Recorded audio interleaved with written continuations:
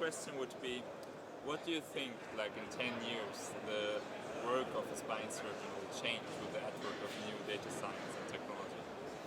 Well, I think the best part is that surgeons will still be caring for people, but our environment will be really enriched with a lot of tools that help us to eliminate noise and bias in our decision making and also process much higher volumes of information at once. Humans are not good at processing more than 5 to 7 bits of information at a time, and we know from research that patients are best characterized with 50, 100 different data points: frailty, disability status, activity status, bone mineral density, radiographic alignment, patient preference values, what do they want, depression scores. All these things have to be fully integrated to come up with the optimized care plan for the patient, and it's impossible for a human to do all at once. The other aspect that's impossible for humans is to compare the patient in front of you to 1,000, 10,000, 100,000 other similar patients around the world. That's where machines are great. It's gone on in law enforcement for maybe a century, where they're doing fingerprint matching. Well, in the future, in 10 years, we're going to do fingerprint matching of patients. So somebody in front of you will be matched to a similar patient in Europe, similar patient in US.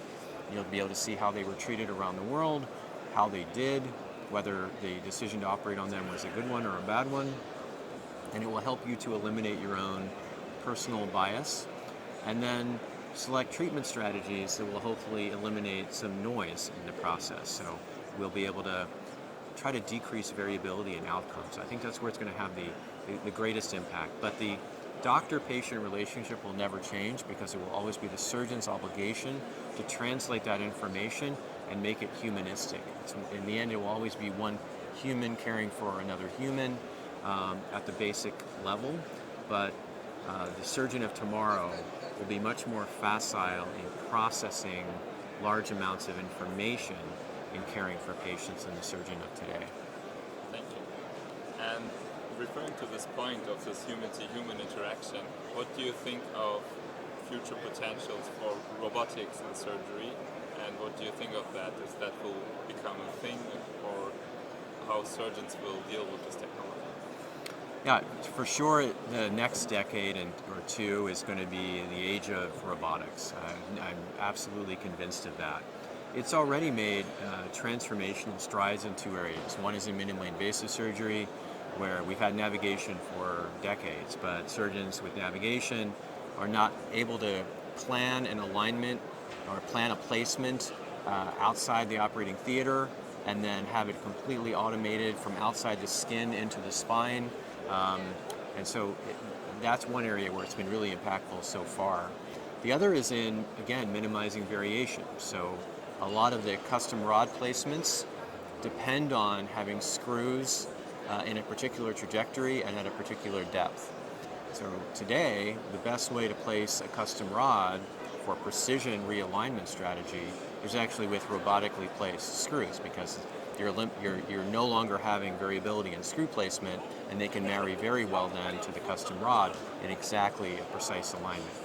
Where I think it's going to be really interesting to see what happens is in some of the more complicated cases for some of the marquee, the best of the best surgeons.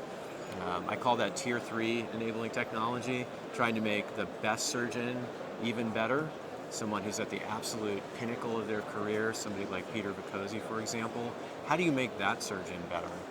And one way you can do it is by increasing the speed and eliminating error in the process. We all make slight tangential errors with our hands, or we miscalculate certain things in certain patients because of individual anatomic variation. I think that's one area where robotics are really have an impact. Again, if you think about the new trainee of today, like when I grew up, we had to learn how to use navigation. The trainee of today is going to have to grow up learning how to maximize the potential of robotics, but even more so, being open to the newer aspects of robotics that are going to come in. I don't think surgery will ever be completely fully autonomous. I think there will always be a human there monitoring the care of another human. That's really important for me. But I do think that robots will be in every operating room, used in nearly every procedure, in some capacity to optimize human accuracy, improve efficiency, and drive safety.